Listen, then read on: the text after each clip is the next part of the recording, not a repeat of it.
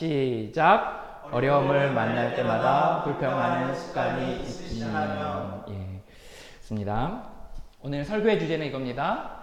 어려움을 만날 때 불평하는 습관이 있다면, 이라는 그 습관에 대한 이야기를 같이, 불평하는 습관에 대한 이야기를 함께 나눠보고자 합니다. 이 사진 한 장을 보도록 하겠습니다. 이 사진을 표현하는 단어가 뭔지 한번 생각해 보세요. 이거를 표현하는 단어들, 떠오르는 단어들 뭐가 있죠? 뾰루퉁. 뾰루퉁, 좋습니다. 뾰루퉁하다. 또 어떤 게 있죠? 예. 또 뭐가 있죠? 예. 불만족하다. 저는 이 사진을 보면서 이런 단어가 떠올랐어요. 입이 대빨 나오다. 예, 입이 대빨 나오다. 저는 입이 대빨 나오다는 단어들을 많이 썼는데 대빨이 뭔가 도대체 한번 찾아봤어요. 근데 이런 뜻이 있더라고요. 대은 다섯이에요. 다섯. 그 넷 다섯 할 때 다섯입니다. 그리고 발은 센티미터나 미터처럼 치수를 나타내는 거예요. 근데 손끝에서 손끝까지 요 정도가 한 발입니다. 그러면 입이 대빨 나왔다는 것은 다섯 발이 나왔다는 거예요. 여기서부터 여기까지 나오는 그 길이의 만큼 다섯 배가 되는 게 입에서 나왔다라는 의미를 담겨 있습니다. 보통 어떨 때 입이 대빨 나오죠? 보통 어려움을 만났을 때 우리는 입이 대빨 나오곤 합니다. 뭔가 불평을 하는 거죠. 과정법을 사용해서 이렇게 이야기하는 건데요. 우리는 어려움을 만나면 입이 대빨 나와서 불평을 해요. 그러지 않나요? 보통 내 삶, 내 자신에게서 시작합니다. 그 불평은. 보통 이런 말을 해요. 나는 왜 맨날 이런 어려움들이 있는 거야? 왜 내게 또 이런 어려움을 만난 거지? 내가? 라는 내 자신으로부터 시작을 합니다. 그리고 자신으로부터 시작한 그 불평은 그 주변으로 넘어갑니다. 저 사람 때문에 내가 이렇게 된 거야 라는 불평으로 넘어가요. 그리고 그 다른 사람에 대한 불평은 곧 하나님에 대한 불평이기도 하고 하나님에 대한 불평으로 이어지기도 한다는 겁니다. 우리가 어떻게 안 할 수 있겠어요, 불평을. 그렇지 않나요? 인간인 이상? 제가 오늘 설교를 하면서 여러분에게 앞으로 살아가면서 단 한마디도 불평을 하지 마십시오 라면 얼마나 절망스럽고 다시는 하나님의 말씀에 부담스러워서 듣기가 힘들 수 있다는 생각이 들어요. 우리가 인간이기에 불평할 수 있습니다. 특히 어려움을 만났을 때 힘들기 때문에 더더욱 불평할 수 있어요. 그런데 우리가 어려움을 만날 때마다, 우리가 어려움을 만나는 그 모든 순간마다 불평한다면 우리 하나님의 마음이 어떠실까요? 우리 하나님의 마음은 굉장히 아파하실 거예요. 이유가 있어요. 그것은 1부터 100까지의 율법 중에 불평을 하지 말라라는 그 율법의 그 어떤 하나님의 말씀에 어긋나서라기보다는 이런 의미가 담겨져 있어요. 불평을 하면 내 자신에게서 불평을 하기 시작합니다. 그리고 우리 주변으로 불평이 옮겨가요. 그리고 그 주변에 대한 불평은 곧 하나님에 대한 불평으로 이어지거나 굳이 말로 하지 않더라도 하나님에 대한 불평이기도 하다는 겁니다. 우리가 하나님에 대해서 불평하면 우리는 하나님에 대해서 의심하기 시작해요. 그리고 하나님에 대해 의심하면 하나님을 의지하지 않게 됩니다. 그리고 우리는 하나님과 친밀히 교제하는 그분을 따라가는 삶을 우리는 좀처럼 이전처럼 하기가 쉽지가 않다는 겁니다. 우리 하나님과 거리가 점점점 멀어지는 거예요. 그러면 결과는 뻔합니다. 우리 뒤에서 우리가 하나님과의 관계가 멀어지기만 기다리는 존재가 있어요. 하이에나 같은 존재들, 마귀들. 그 마귀들이 우리가 하나님과 관계가 멀어지면 우리에게 달려들어서 우리를 물어뜯고 쓰러집니다. 마음이 낙심되고 교회를 떠나고 하나님을 떠납니다. 오늘 우리는 이 불평에 대한 얘기를 좀 더 해보려고 합니다. 불평의 대가, 불평하면 떠오르는 성경의 인물들 누가 있나요? 저는 불평에 대한 대가를 뽑으라면 저는 이스라엘 백성들을 뽑겠어요. 이스라엘 백성들은 불평의 대가였어요. 예. 성경을 계속해서 읽다 보면 불평하면 이스라엘 백성들이 떠오릅니다. 그들은 입에 달고 살았어요. 좀만 어려우면 입에 불평을 달고 살았습니다. 지도 하나를 보겠습니다. 이 지도는 이스라엘 백성들이 이 애굽에서 이 요단강 서편의 이 가나안까지로 들어가는 진로입니다. 하나님께서는 시내산의 꼭지점을 통해서 가데스 바네아를 지나 모압 평지에서 가나안으로 들어가게 합니다. 우리는 성경의 오늘 본문의 앞부분과 뒷부분을 이렇게 살펴보다 보면 세 군데 지역에 공통점이 있는 걸 볼 수 있어요. 세 군데는 어디냐면 첫 번째는 이 비하히롯. 이 비하히롯은 여기 바로 이 홍해의 바로 앞부분을 말합니다.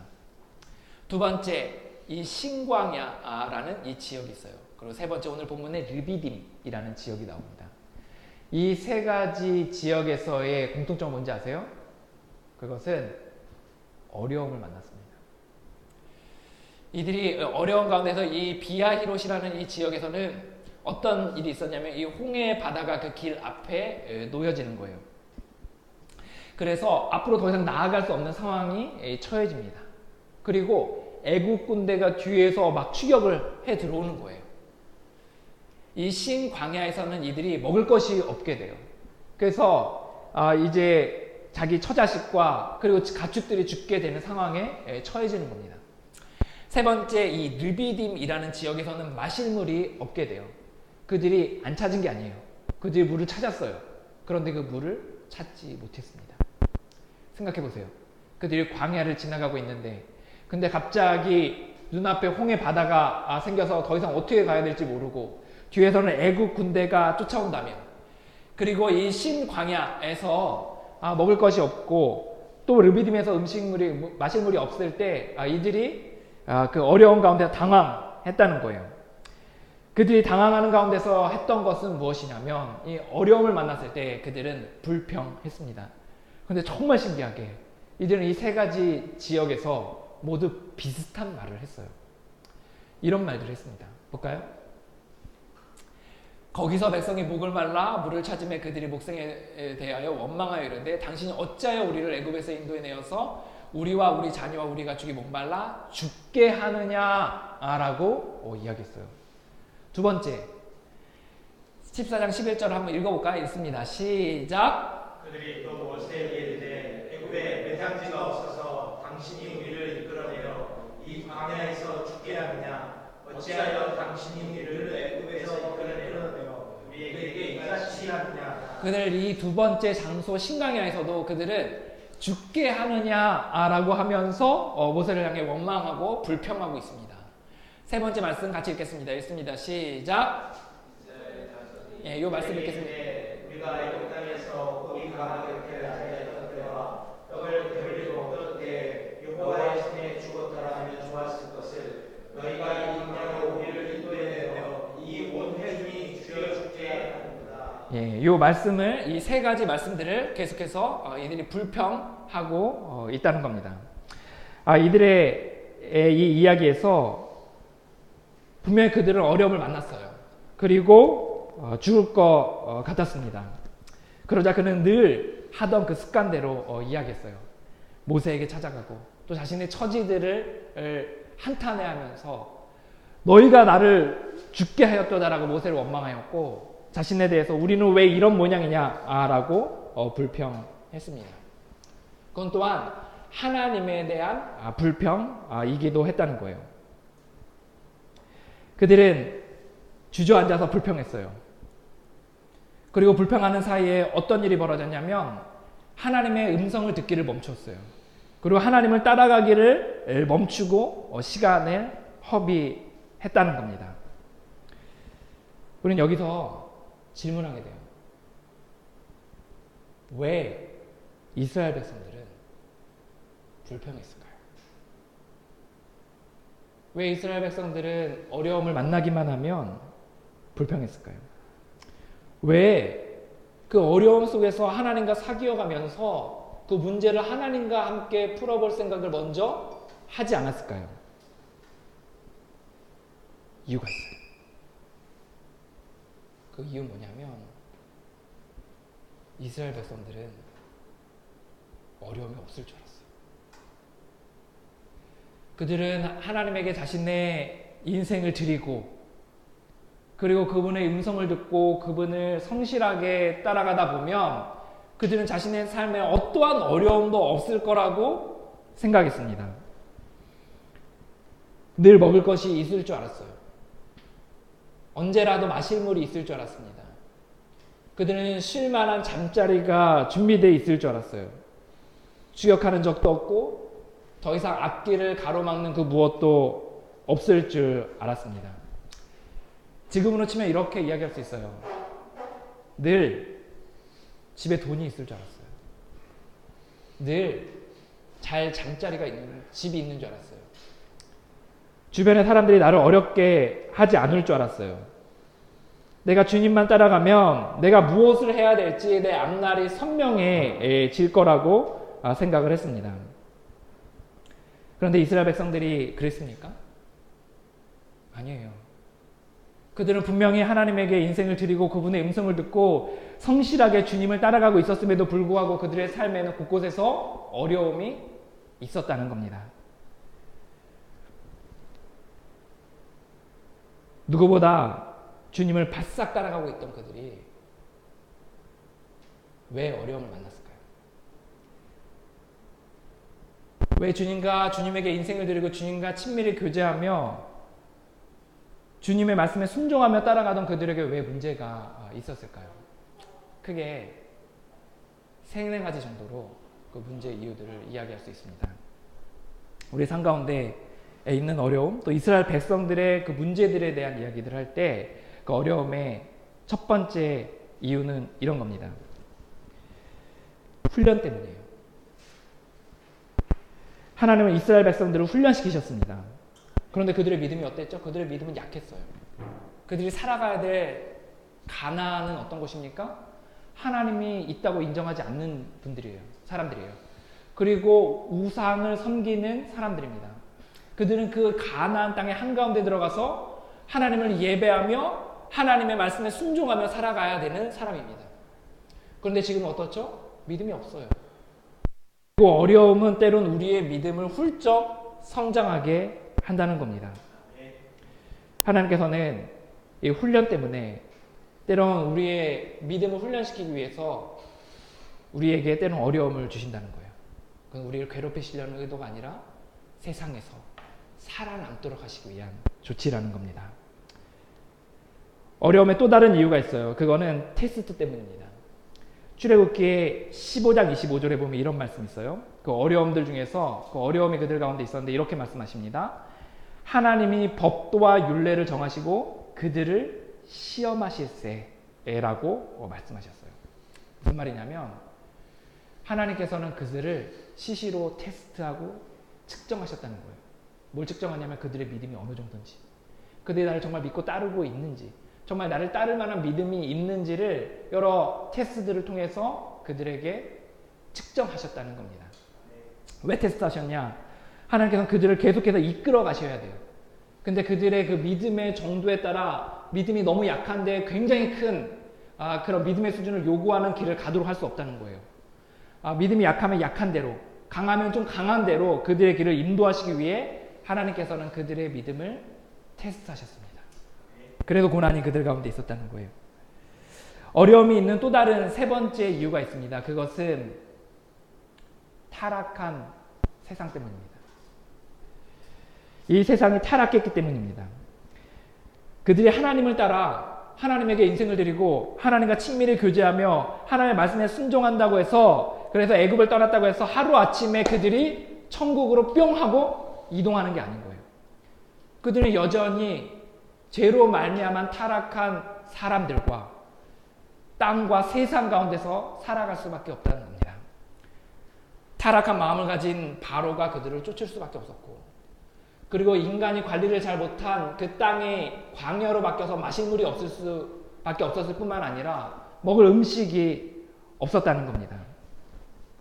그들은 늙고 그들은 죽을 수밖에 없었습니다. 하나님은 이 타락한 세상을 완전하게 하시고자 지금도 부지런히 일하세요. 하나님께서 온 열방을 훑으시고 그 가운데 하나님을 예배하는 자들을 택하셔서 그들을 세계 곳곳에 보내고 계시고 그들을 사용하고 계십니다. 그리고 언젠가 이 세상은 타락한 세상이 아니라 완전한 세상으로 바뀔 것입니다. 하지만 지금은 아니에요. 지금 여전히 죄로 인해서 타락한 사람과 타락한 세상 가운데서 우리가 살아갈 수밖에 없다는 겁니다. 우리가 주님에게 인생을 드리고 주님을 따라가더라도 우리는 여전히 타락한 세상 가운데 있기 때문에 우리는 삶 가운데 어려움이 있을 수밖에 없다는 겁니다. 우리의 삶 가운데 고난이 있다는 거예요. 때로 우리의 연약함 때문에 고난이 오기도 합니다. 우리의 게으름 때문에, 우리의 연약함 때문에 치명적인 약점들로 말미암아 어려움이 오기도 한다는 거예요. 우리가 하나님의 백성이 된다고 해서 하루아침에 순도 99%의 하나님의 백성으로 완전히 하루아침에 바뀔 수 있지 못합니다. 우리는 점점 나아지기는 할 겁니다. 하지만 여전히 부족하고 그리고 부족함을 가지고 이 땅 가운데 살아갈 수밖에 없다는 거예요. 우리 부족하기 우린 때론 게으르고 우린 부족하기 때문에 때론 실수하고 우린 부족하기 때문에 때론 넘어져서 우리의 삶에 고난이 옵니다. 여기서 기억해야 될 게 뭐죠? 여기서 기억해야 될 거 하나님께 인생을 드리더라도 하나님의 음성을 진지하게 듣고 그분을 바싹 따라가더라도 우리의 삶에 어려움이 없어지는 건 아니라는 거예요. 훈련 때문에, 때론 테스트 때문에, 때론 타락한 이 세상 때문에, 때론 우리의 연약함 때문에 우리의 삶에는 여전히 어려움이 있습니다. 왜 이스라엘 백성들이 어려움만 만나면 정말 판에 박힌 듯한 똑같은 용어로 그들은 불평을 했을까요? 이스라엘 백성들은 하나님을 따라가면, 하나님에게 인생을 드린다면 자신의 삶에는 어려움이 없을 거라고 생각했기 때문입니다. 성경을 관통하는 큰 줄기가 있어요. 성경을 관통하는 큰 줄기는 뭐냐면 이런 겁니다. 우리가 주님에게 인생을 드리고 주님의 음성에 귀를 기울이고 주님을 따라가면 우리의 삶에 극도의 만족스러운 삶을 살 수 있게 된다는 거예요. 이건 진리입니다. 이건 복음이에요. 그런데 우리가 주님을 따라가고 주님에게 인생을 드렸다고 해서 그리고 우리가 만족스러운 삶을 산다고 해서 우리의 삶에 어려움이 없다는 뜻은 아닙니다.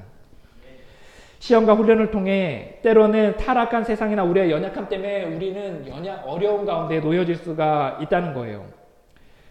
그런데 일부의 사람들이 이 성경의 거대한 메시지를 뒤로하고 성경의 작은 아주 성실하게 찾아보고 열심히 찾아봐야 찾을 수 있는 아주 작은 부분들을 가지고 마치 성경의 전체의 스토리처럼 이야기하는 사람들이 있습니다. 그 사람들 하나같이 이렇게 이야기해요. 너가 하나님에게 인생을 드리면, 너가 주님에게 음성을 귀를 기울이고 그분을 따라가면 너의 삶에는 어려움이 없을 거야 라고 이야기하는 사람들이 있다는 겁니다. 사랑하는 여러분, 우리가 이런 메시지를 듣고 절망하는 데는 그렇게 오랜 시간이 걸리지 않아요. 우리의 삶이 어떻죠? 순탄치가 않다는 겁니다. 나를 미워하는 사람이 어느 날 갑자기 나타나요. 재정이 어려워요. 몸이 아파요. 앞날이 뭔가 확실한 것이 보이지가 않는다는 겁니다. 우리는 주님을 열심히 따르고 있는데, 아니 주님을 열심히 따라가면 따라갈수록 내 삶 가운데 오히려 어려움이 많아진 것 같은 느낌들을 받을 때도 있다는 거예요. 그래서 우리의 마음은 괴롭습니다. 우리는 혼란스러워요. 우리는 마음속으로 생각합니다. 아니 내가 내 삶 가운데 주님에게 인생을 드리고 매일 그분과 시간을 보내며 매일의 그분의 음성에 순종하며 살아가는데 왜 내 삶 가운데 고난이 있지? 왜 어렵지? 왜 이렇게 힘들지? 라고 이야기하는 거예요. 이걸 한마디로 두 글자로 뭐라 하는지 아세요? 불평하는 거예요. 내 입술이 대빨라와서 왜 내 삶이 이렇게 어렵냐고, 우리는 불평하기 시작하는 거예요. 저 사람 때문에 내가 힘들게 되었다고 불평하는 겁니다. 그리고 하나님을 향한 불평이 시작되기 시작합니다. 그 다음 단계가 있어요. 불평을 한참 하다 보면 어떤 일이 벌어지는지 아세요? 삶의 고난이 있으면 완전히 반대편으로 떠나가게 되는 거예요. 보통 이런 말을 해요. 하나님은 나를 고통스럽게만 하는 악질적인 취미가 있는 분이다 라고 이야기해요. 그리고 하나님을 떠납니다. 다른 신을 찾습니다. 이게 뭐냐면 사단에게 먹힌 거예요. 내 삶 가운데 어려움은 당연히 있는 건데, 당연히 내 삶 가운데 어려움이 있는데 어려움이 없다고 생각하는 거예요. 그리고 그 어려움 가운데서 불평을 한참 하다 보니까 사랑과 자기의 자신과 그리고 하나님에 대한 불평으로 이어집니다. 그리고 나서 이후에 하나님에 대해서 신뢰하지 않게 되고 따르지 않게 되어 하나님과 간격이 멀어져요. 그러다 보니 뒤에 있던 하이에나들이 우리의 영혼을 달려듭니다. 우리를 물어뜯어요. 쓰러져요. 삶의 어려움을 인하여 불평하다가 따르지 않기로 결단한다면 사단들이 얼마나 기뻐할까요? 고등학교 때 일이에요. 고등학교 3학년 때. 고등학교 3학년 때 열심히 공부하는 친구들과 함께 수능 공부를 열심히 했습니다. 그때 제 친구도 같이 하숙집에서 반은 달랐지만 같은 하숙집에 있었던 친구가 있었어요. 그 친구도 뭐 나름 열심히 했던 것 같아요. 근데 그분 어머니가 어느 날 교회를 다니기 시작했습니다. 그리고 교회 생활 열심히 했어요. 대부분의 예배들을 나가기 시작했습니다. 제가 알기로는 아마 당시에 새벽 기도도 나갔던 것 같아요. 그리고 그 성경을 읽기 시작하고 열심히 기도하기 시작했습니다. 그건 워낙 동네에서 소문난 악질 여사였기 때문에 그분이 교회를 다닌다는 것은 그 교회 사람들에게 신선한 그 충격을 줬습니다. 야, 사람이 저렇게 바뀔 수도 있구나. 저렇게 하루아침에 주님을 따를 수도 있구나. 라는 사람들이 생각을 했어요. 그리고 그분에게 좀 잘 대해주고 또 친구하고 교제하는 시간들을 가졌습니다. 수능을 봤어요? 그 친구가 수능 점수가 그렇게 좋진 않았습니다. 대학에 지원했습니다. 모든 대학들을 떨어졌어요. 심지어 전문대도 떨어졌어요. 그 어머니가 어떻게 된지 아세요?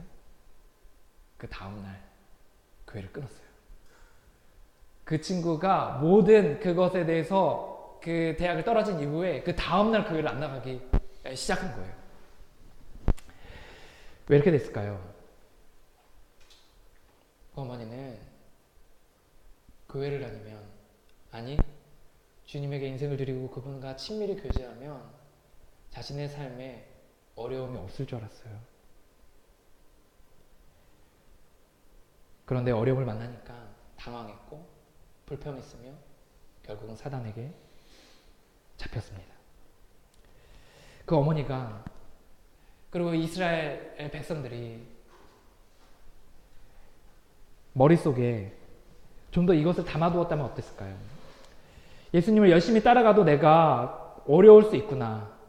내가 주님을 열심히 따라가도 내 몸이 아플 수 있구나. 내가 주님을 열심히 따라가도 내 삶 가운데 재정이 어려울 수 있구나. 내가 주님을 따라가도 때로는 사람들로부터 어려움을 당할 수도 있구나. 라는 생각을 조금 더 미리부터 했다면 어땠을까요? 아마도 지금 당장 그 모든 이유에 대해서 해석하지는 못했을지라도 적어도 어려움이라는 이유 때문에 주님을 떠나지는 않았을 겁니다. 오늘 설교는 예방주사입니다. 우리의 머릿속에 담아두는 거예요. 우리가 주님에게 인생을 드리고 그리고 매일 주님과 교제하고 그분의 뜻을 따라 살아가더라도 우리의 삶 가운데 때로는 어려움이 닥칠 수 있다는 겁니다. 어려움이 찾아오면 어떻게 하는 건지 아세요? 어려움이 찾아오면 당황하는 게 아니에요. 어려움이 찾아오면 불평하는 게 아닙니다. 어려움이 찾아오면 그곳에서도 우리의 주님 대신 주님과 그 문제를 함께 풀어가는 겁니다. 이 대목에서 기가 막히게 마음에 와닿는 글귀 하나가 있어요.